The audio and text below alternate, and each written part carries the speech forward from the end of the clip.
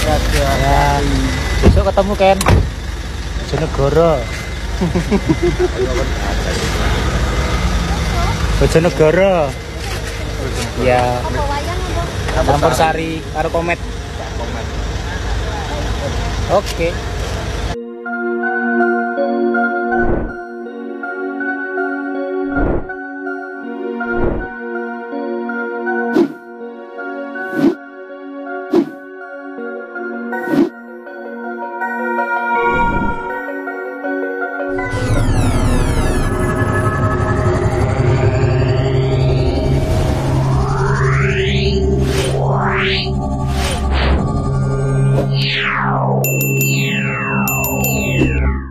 Labuh bangsa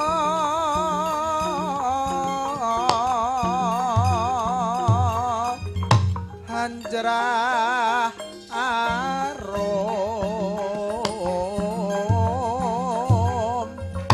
asma reki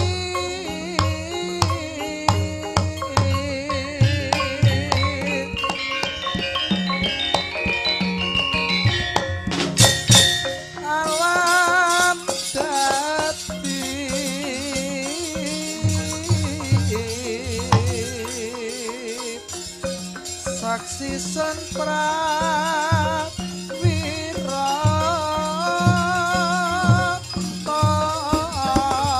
woi pati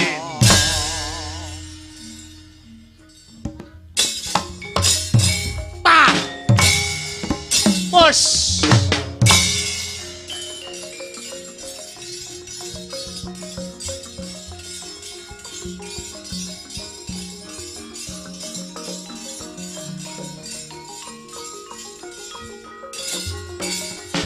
mundur kowe.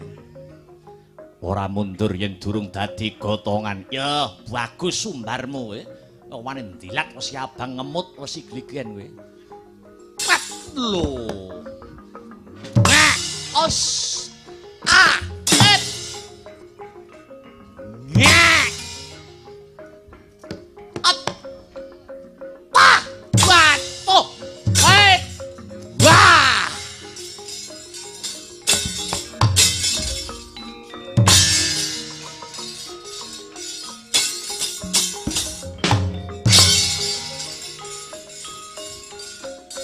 Lo. Ayo, a, et, wah, wah, wah, et, wah, lo, ras, atoh, et, at, lo, ga, ga, ot, at, wah.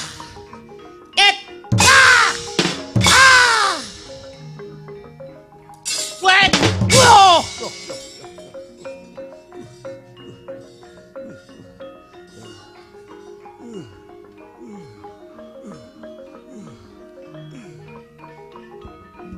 What? Wait, I think. Ah!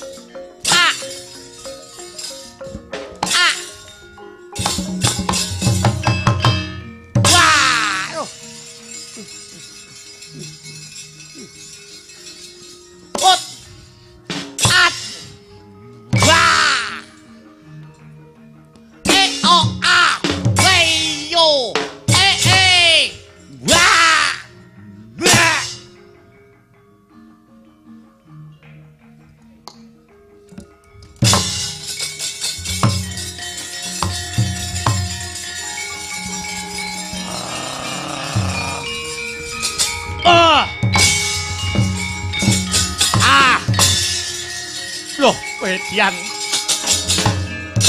Ah.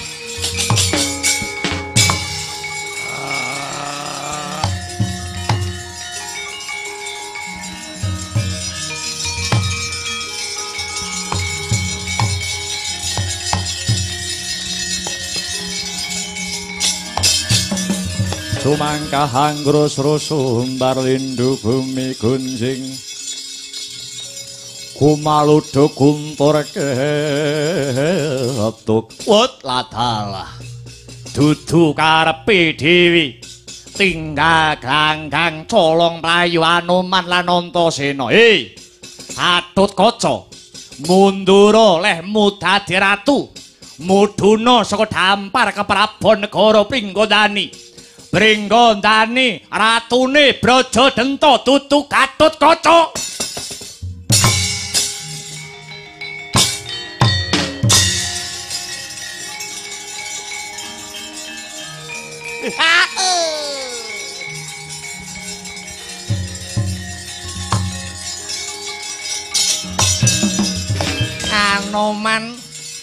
Anoman lan Antasena ora wani ngadepi Brajadenta. Ya, ta ya. Ngger Brajadenta, aja cilik atimu ya, ngger. Pamanmu Sengkuni sing ana mburimu kulup.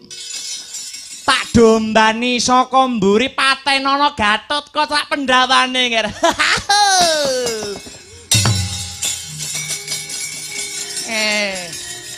Yo.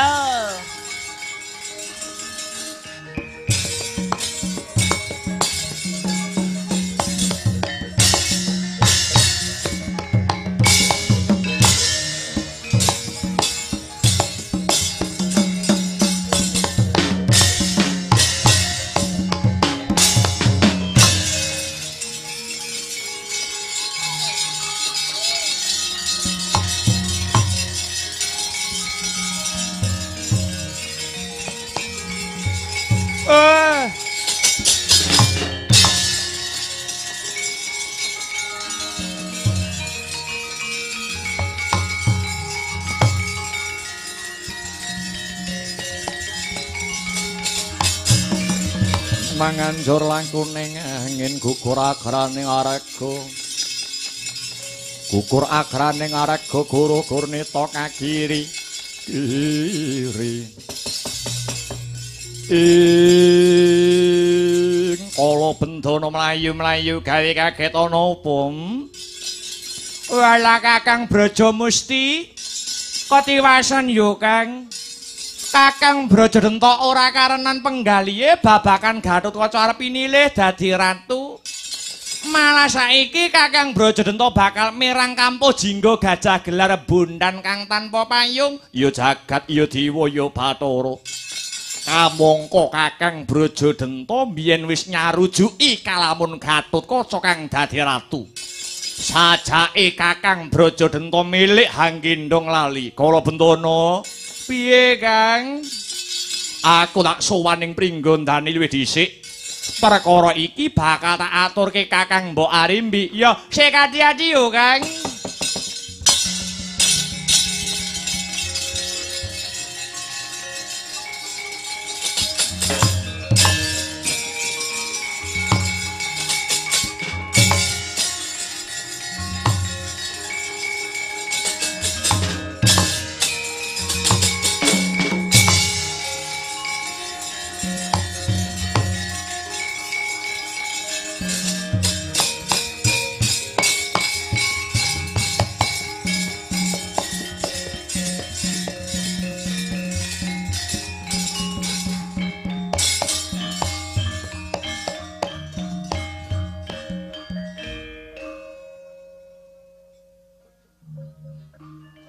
Sangsaya dalu araras abyor kang lintang kumedhap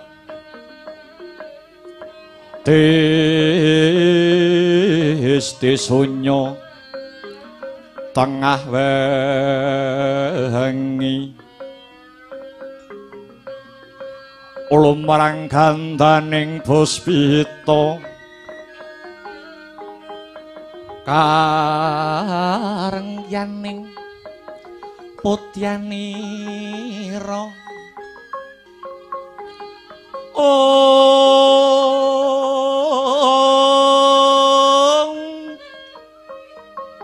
Sang Dwijawara ambrengeng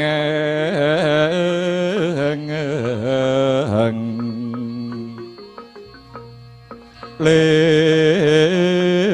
swaraning madu brahto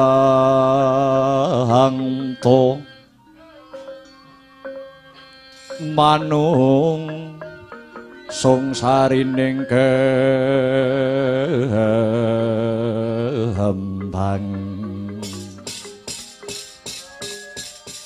wancine wus madya ratri dereng wonten ingkang cinarita amung Sang Hyang Candra ingkang jumedhul saking Arka arsa amadangi jagat dupi tatasing kamantian diwasaning Sang Hyang Arka yekti wus wancine gara-gara mijil tirta kencana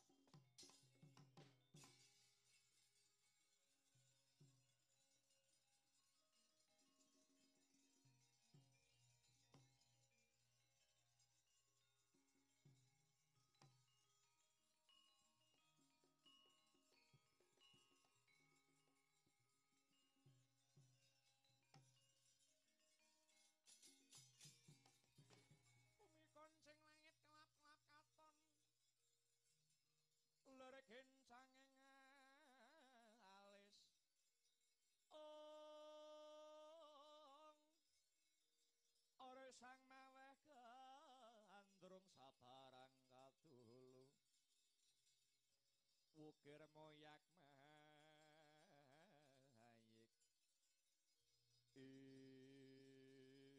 mahayik mragenjong Pak Tong Buk bolong ngali codhe ngetani line hayo kagiat arasa kita Gatotkaca penulun yang hanjuk garake anggon kita mangun brata kejawi saking menika duh Pukulun wonten wigatos ingkang pundi dene paduka Pukulun Bathara Narada hanggigah anggen kula semedi maladi hening kawruhanana Gatotkaca marmane ulun hanjuk garake anggon kita semedi krana ing dina samengko kayangan Suralaya lagi kapandhuk ing gara-gara bareng ulun teliti sumbring gara-gara disebabake rong perkara angka siji pangaribawane Pandhita Buta kang sakmengko lagi tapa brata mapan ana ngrepat kepanasan angka loro pangaribawane sira kulub Gatotkaca apa kang dadi niatmu nganti hanindakake tapa brata kang kaya mengene nggih Eyang Pukulun kula namung nyuwun pituduhing Gusti awit kula badhe kawisuda jumeneng ratu mapan ing Pringgondani menawi Gusti angijabahi panyuwun kula mestinipun kemawon Gusti badhe paring sarana anggenipun paring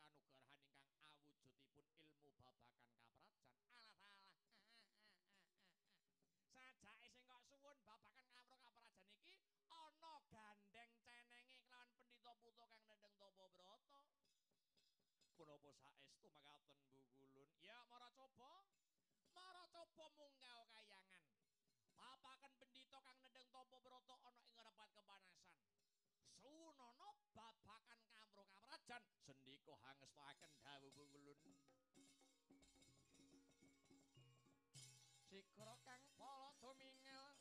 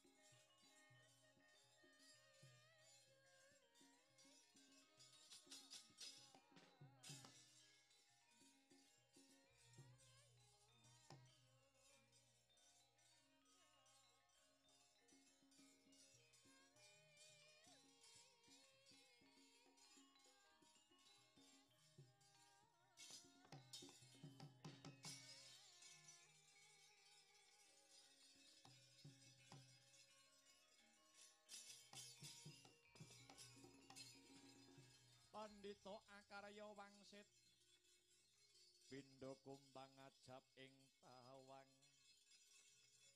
susuh angin ngendi nggone ing satriya bagus brengose sak kepel sisih sapa kekasihmu ki sanak Gatotkaca kang dadi jenengku bali takon sapa peparapmu Pandhita Yaksa peparapku Begawan Rambana aku Pandhita Kleyang ngabur kanginan ana parigawe apa jeneng sira methuki marang aku Gatotkaca sumurupa panemban sak siliring bawang maneh Gatotkaca bakal kaju menengake dadi ratu mapan ana ing negara Pringgondani ngayomi kawula sak Pringgondani ora ketang sethithik aku weneh ana ilmu babakan kawruh kaprajan tak nggo sangu anggonku dadi ratu kowe kok njaluk ilmu karo aku mung estu padha dawing para dewa yo bakal tak wenehi nanging luwih dhisik tak teter apa sing dadi kadigdayanmu? Gatotkaca ora mundur sesangka. Bagus.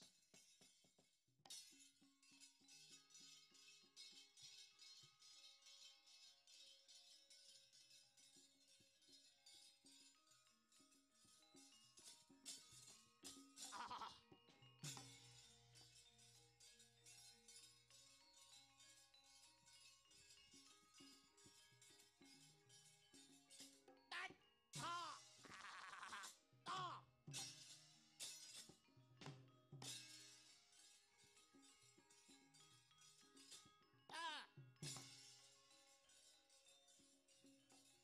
Awas! Brr! Hei! Brr! Ah!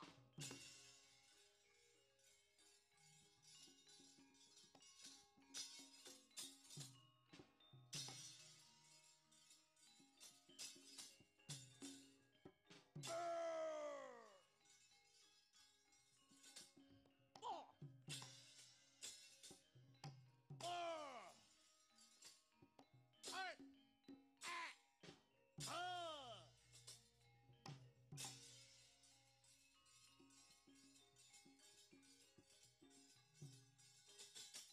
Ah!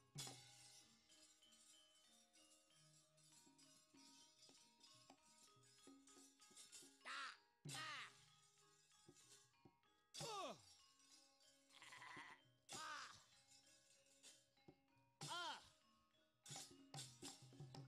Hey!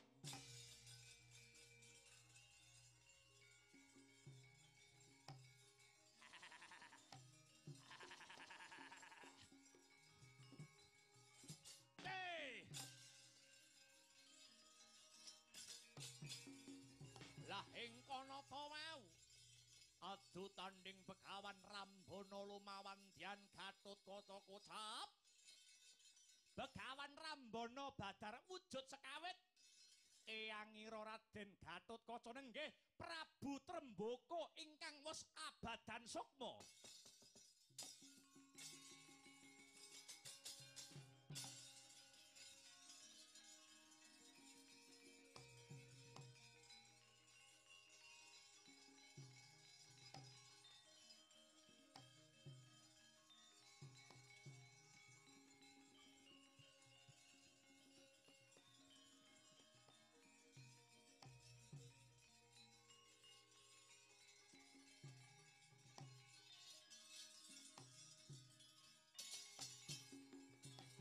Kula putraning sun sira iku wis wahanji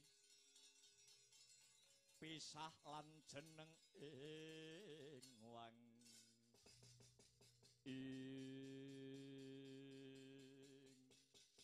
tinemunipun jebul Kanjeng Eyang Prabu Tremboko ingkang hanjilma Pandhita Yaksa. Ngene ya kula pun eyang banget bombong krana sira pinilih dadi ratu ana pringgondani. Kabeh iki jumbuh kelawan idam-idamanku kulup. Kang wayah namung nyuwun pangestu dhateng Kanjeng Eyang.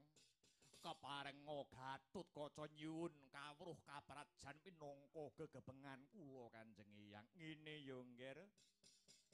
Wong dadi ratu kuwi kudu nindakake 12 bab. Angka 1 teguh kelawan agamane. Angka 2 nggatekake kebutuhane kawula kanthi sarana mbrasta papa lan cintrakaning kawula. Angka 3 cedhak lawan wong pinter, aja pekewuh hanggayuh wimbuing kawruh lan angudi marang indaking ilmi. Angka 4 ngajeni marang panemuning liyan sarta menggalih panemu mau kanthi sarana sarasean. Angka 5 ngayomana para kawula utamane para wanita. Awit wanita mau dudu barang dolanan ya nggih. Angka 6 nengenake kebutuhane bebrayan kanthi hambangun papan pangibadah. Mbangun papan pawiyatan, mbangun panti usada lan hambangun pasar kang sarta dalan ya nggih. Angka 7 ngedahana wicara lamis, awit wicara lamis bisa netelake kawibawan. Angka 8 aja gampang nibakake pandakwa kang tanpa bukti ingkang nyata. Angka 9 ora gampang mercaya. Ora gampang mercaya ujare kandha kang tanpa panaliti ya Gulup. Angka 10 aja gampang nganak mas marang Narapraja lan para kawula sabab adaan nganak mas iku sok keladuk sembrono kepara wani nyatut asma Kinarya Goda. Angka 11 aja dak siya marang sapadha hukum kelawan ganjar kudu lumaku padha. Angka 12 kulina ngunjara nafsu kang kurang prayoga seneng tapa demena prihatin ngedoi marang watak Dursila ya nggih. Nuwun inggih Kanjeng Eyang, kula namung arsa bangun miturut kang sarta mangestukaken dawuhipun Kanjeng Eyang Prabu Trembuku. Gandeng pun Eyang wis marem ketemu kelawan jeneng sira Gatotkaca. Uga wis anggethok tularke kawruhku marang sira. Enggal baliya ana pringgondani selak dianti-anti kelawan para pepunden. Pun Eyang nyuwun pamit iringen kanthi donga kang kandhas ing batinmu. Kanthi maca umul kitab arep ben gangsar anggone pun Eyang ngadhep marang Gusti Ya Kulup. Ngestaken dawuh Kanjeng Eyang.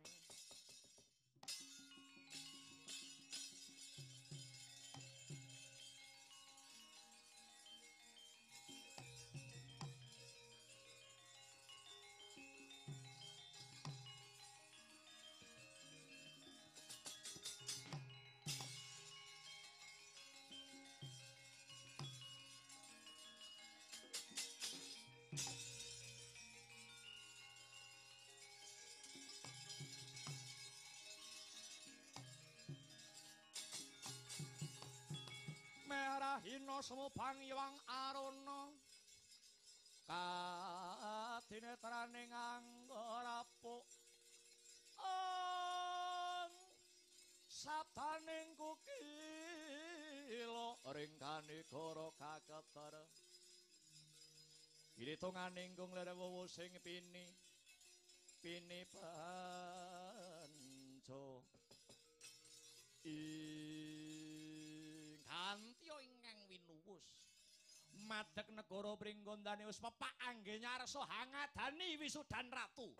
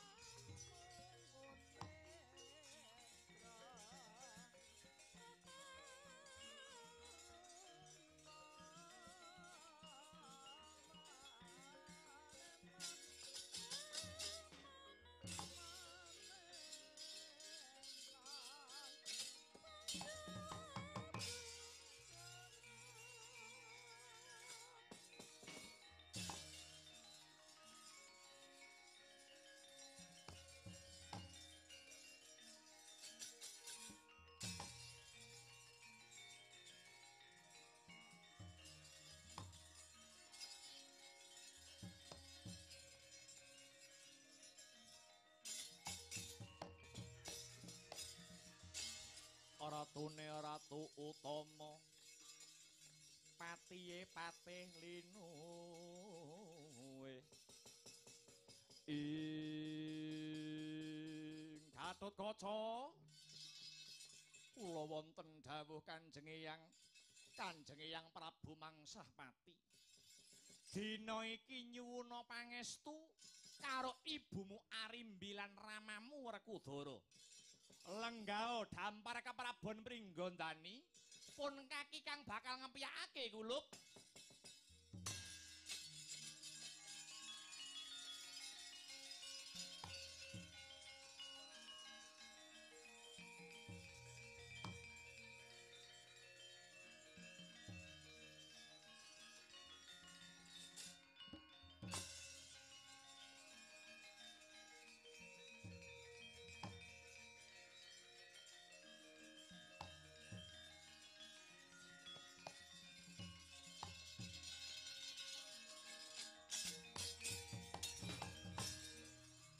wuse Gatotkaca lenggah ana dampar keprabon Pringgondani.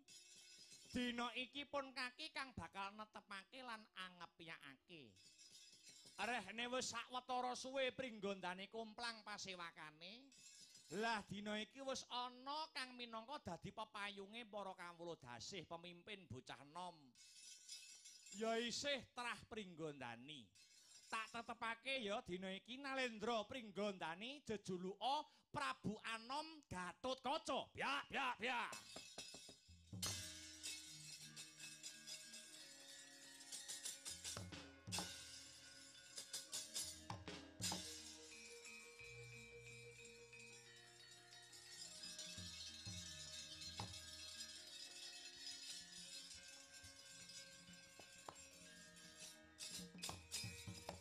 Wah, ngaturaken ketiwasan sakmenika Kakang Brajadenta merang kampuh jingga mbalela mboten nrimah menawi namung dados patih. Babara purun mangsul dhateng Pringgondani menawi Kakang Brajadenta ingkang dados ratu sinuwun.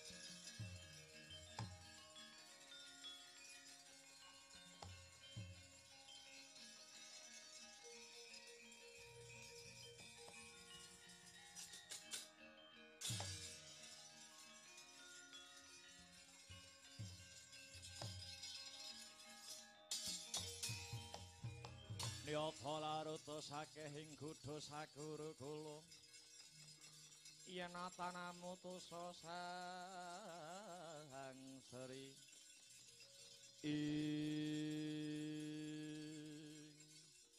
punika Kakang Mbok Arimbi kang amrepeki kula. Iya Brajadenta. Mulane aku methuki Brajadenta mapan ana alun-alun. Amarga selak ora kuat anggonku ngrungokake palapore Braja Musti. Apa bener kalamun Brajadenta ora narimakake yen to anakku Gatotkaca kang kaju menengake ratu? Lakare kaluhuran Kakang Mbok. Kula mboten nrimah menawi namung kadhapuk dados pepatih wonten negari Pringgondani. Brajadenta. Kok becik timen pikiranmu? Wingi-wingi kowe dawuh apa? Bareng iki wis wisudan lah kok dadak ana bapak anglayone jujul hanusuli. Kurang apa anggonku padha momong sedulure Brajadenta. Aku ngurmangsane sedulur metu wadon ora majipi tumrap kelungguhan Pringgondani. Mongko kowe biyen ya wis tak kongkon nyekel pemerintahan Roskeswargi Kakang Arimbu. Ning wangsulanmu jare kowe ora kuwagang dadi ratu. Malah saka penjalukmu dhewe supaya tetuka sing didapuk dadi ratu. Bareng kabeh wis sarujuk, kowe saiki malah mbalela mentahke rembug sing wis maton. Luwih-luwih Braja Musti palapore padha dimirengke para sepuh. Kaya ngapa sumrepeting panonku. Merga ngempet rasa isinku. Para sepuh sing ora ngerti sejarahe dikira aku jarah rayah pelungguhan Pringgondani Brajadenta. Kakang Mbok ora perlu izin. Pancen nyatane ya kaya ngono kuwi. Kowe wis sekuton karo Pandhawa ngrebut panguwasa Pringgondani saka tangane Brajadenta. Ya ngono apa ora? Mung merga kowe ngeboti anakmu dhewe nganti mentala nempuh dalan sing ora bener. Mula saka kuwi Mbak Yarimbi ora susah dadak nganggo tembung isin. Akon ora wae. Seladyan ayu rupamu ing atimu tetep buta batopat.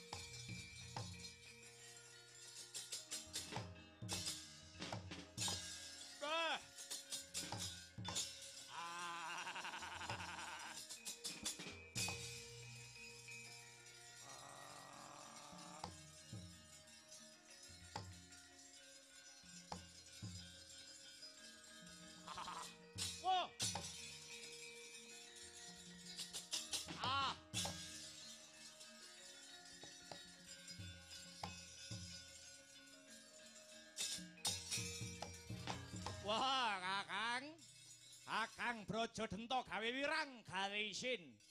Balela ning Pringgondani kuwi dudu watake satriya, Kang.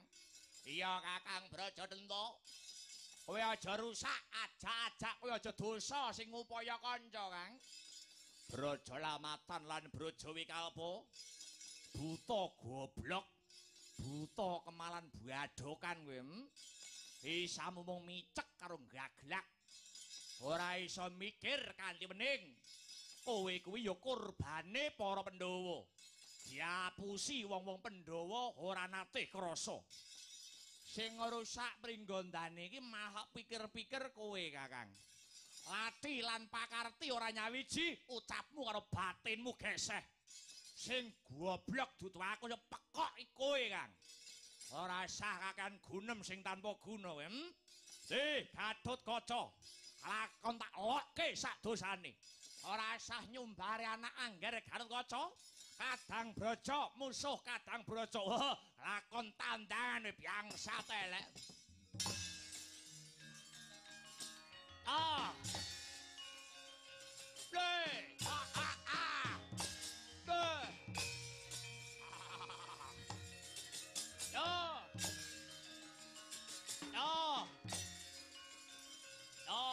Ngantomo.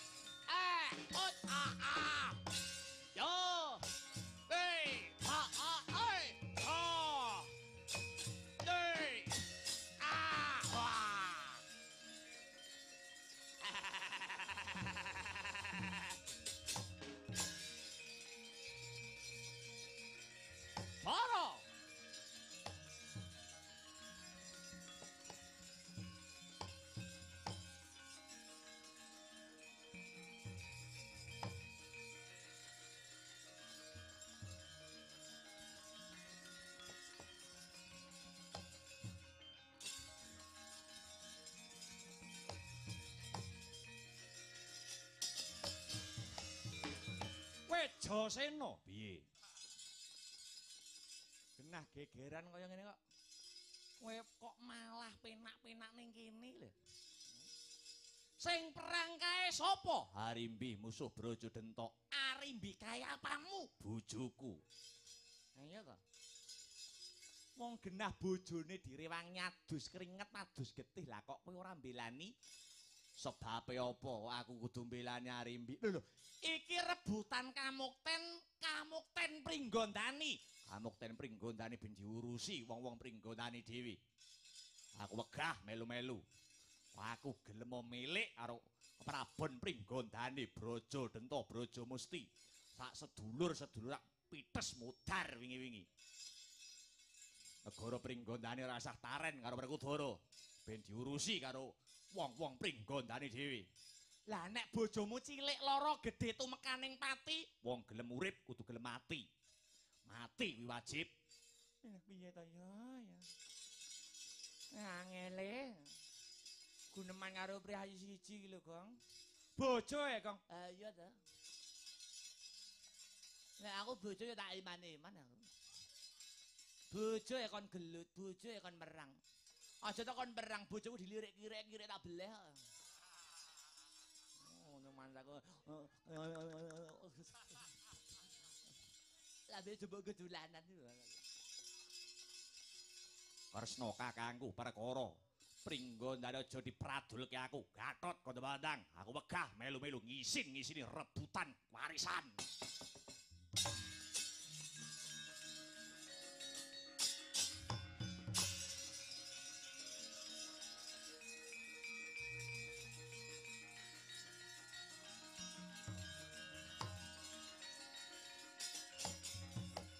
Kantong bolong wonten dawuh.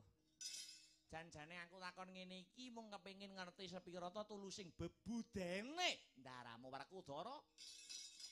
Ndaramu Werkudara isih gelem melu urusan Pringgondani apa ora? Nyatane ya Ndaramu Werkudara ora gelem cawe-cawe, ora gelem tumandang gawe babakan kamukten Pringgondani. Nek ngono Werkudarane ora gelem perang, saiki kresnane kudu gelem perang. Alah diapur. Lagi merintah. Ndara Kresna iki pangkatmu apa? Ngisore malaikat dhuwure mudin aku iki. Tangkemmu nyangkemmu dapur ngongkon aku. Sik tak goleke jago. Ha. Ha. Asyik.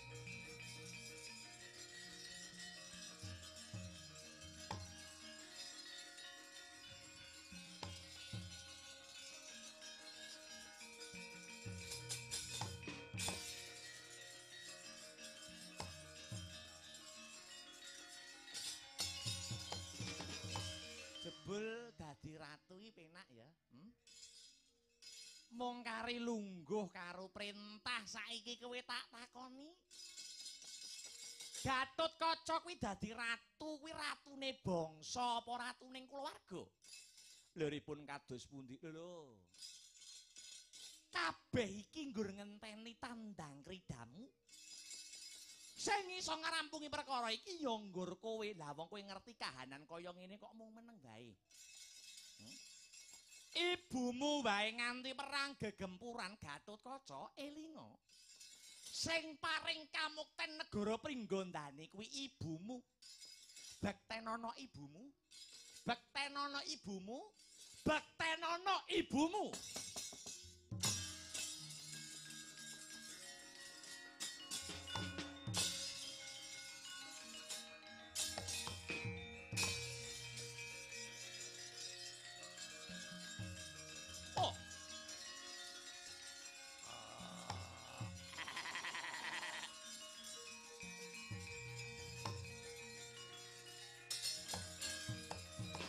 Aretaning satriya linuwe kang maradi mring kautaman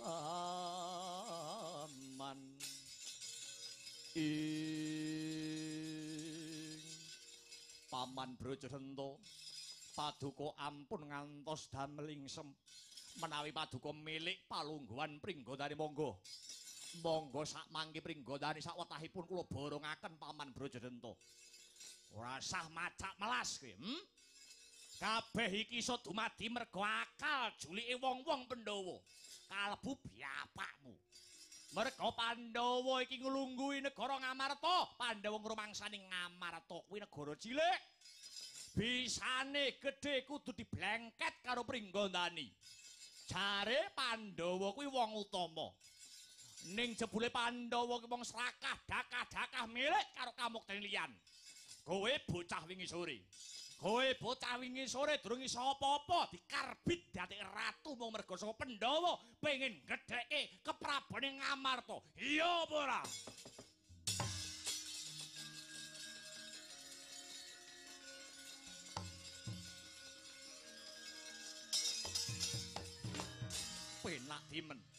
Penak dimen leh mung ngucap ora watak pepunden Pandhawa edan marang kelungguhan. Kanjeng Rama golek kamukten dhewe direwangi babat alas. Paman Brajadanta. Kowe mblenjani janjimu biyen. Kowe ora pantes tak pepundi, pantes tak punjung nganggo kepelantangan biagus. Yeget siung pengapit pialiaran we. Oh.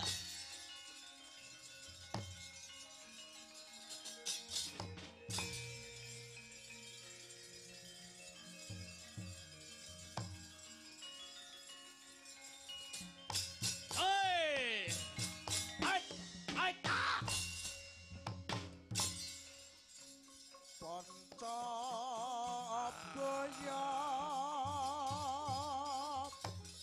nanggih dian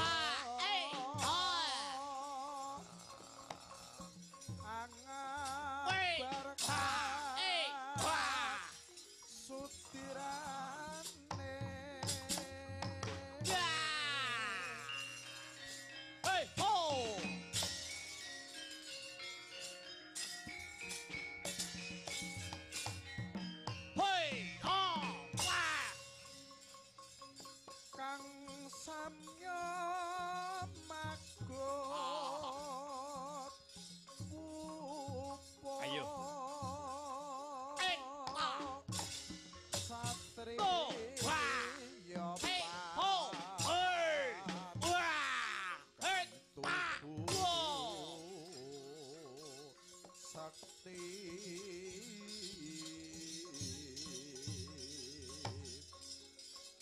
campuhing madya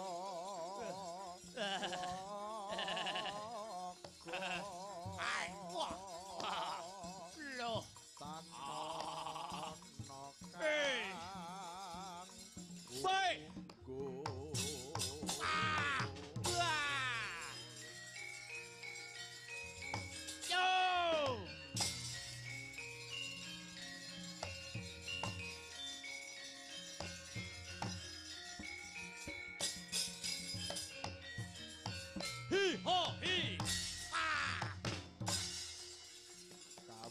kawijayan kanuragan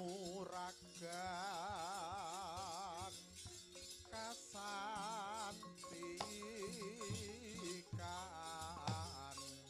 jopo mantra wus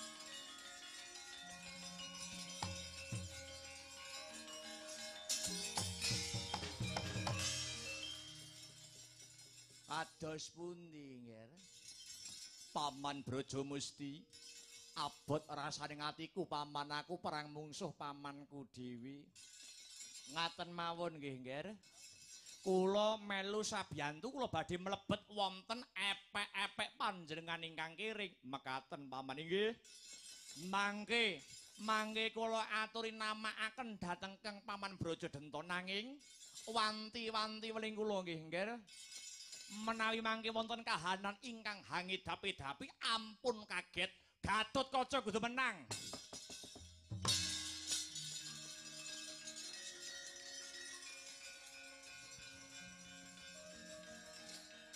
Wah.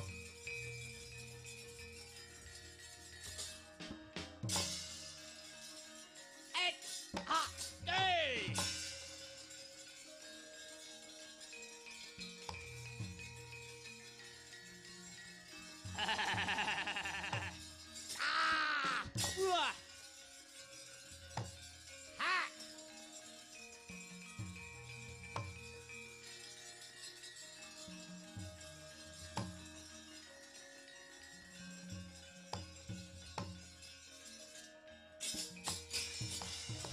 Nger Brajadanta aku bapakmu Tremboko kang wis abadan sukmaya nger Brajadanta kudune aku wis mesem guyu ana ing kaswargan sejati amarga wis nyekseni Gatotkaca kang wis jumeneng ratu ning bareng nyumurupi polahe Brajadanta kang kaya mangkono tetela nyandet-nyandeti nggone pun Rama manjing swarga langgeng Brajadanta kowe lali karo ucapmu Brajadanta yen kowe tetep uga bakal mbalila kepengin dadi ratu padha karo kowe nyengkake bapakmu iki mlebu haning neraka jahanam Brajadanta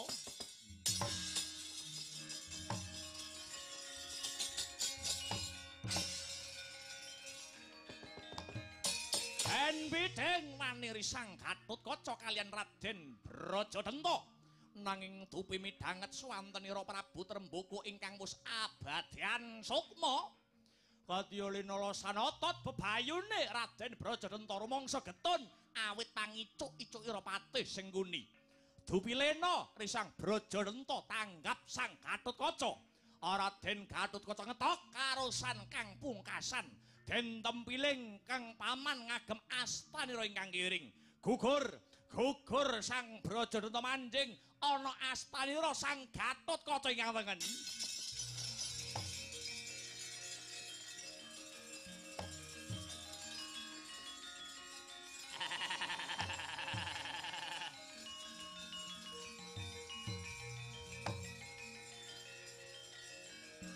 Ayo ho.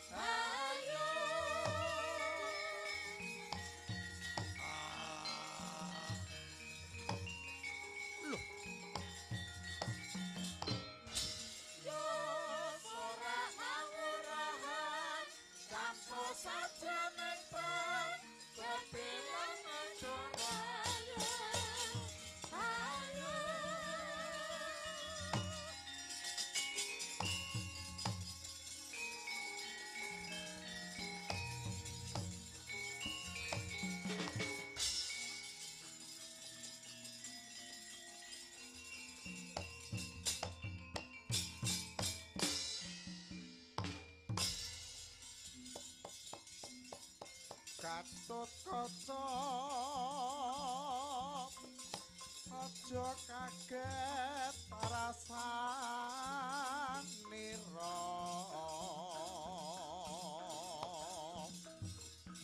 paman sang braja musti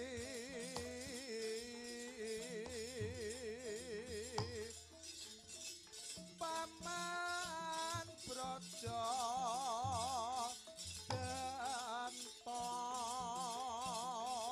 dentop wis tumaken palastra bakal manjing dadi siji ing astanira kinarya aji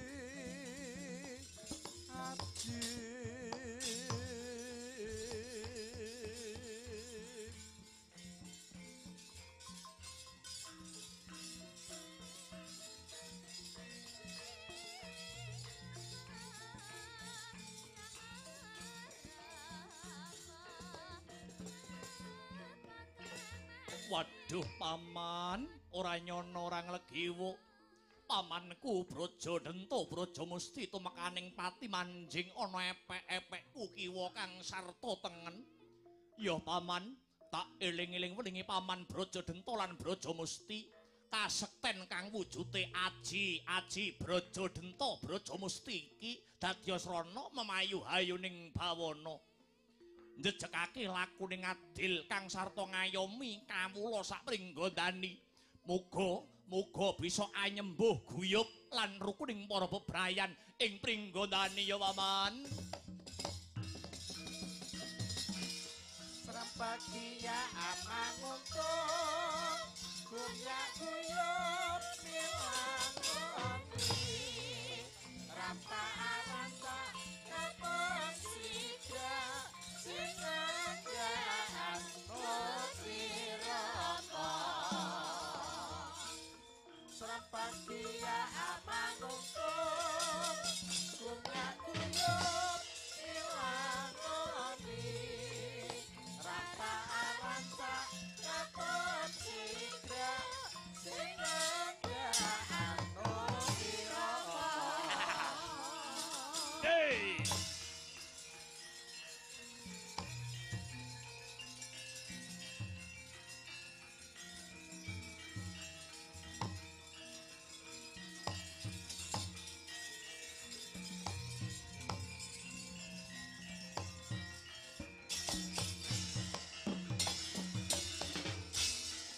Jebulipun ingkang ngubupi Kakang Brajadenta menika Sengkuni nggih. Sejarah menika sampun mbuktekaken wiwit Rama Prabu Trembuku riyin ingkang adamel pringgondani lan ngestina mumungsuhan menika nggih awit pakartine Patih Julik nenggih Patih Sengkuni nika nggih. Ngaturaken panuwun paman. Awit saking lelabuhanipun Paman Brajalamatan lan Paman Brajawikalpa paduka Paman Kersa dados pepatih wonten ing pringgondane ngamping-ngampingi putra kula pun Gatotkaca. Waduh, ampun kula nggih, ampun kula. Kula ngrumaosi taksih cubluk ing reh kawruh kaprajan mboten napa-napa Paman Brajalamatan. Sedaya kala wau saking niat kula kepengin ngurmati lan ngluhuraken pepunden trah Braja. Keparenga Paman Brajalamatan dados pepatih parangka mapan wonten ing negari Pringgondani. Kula paringi tenger Patih Prabakesa.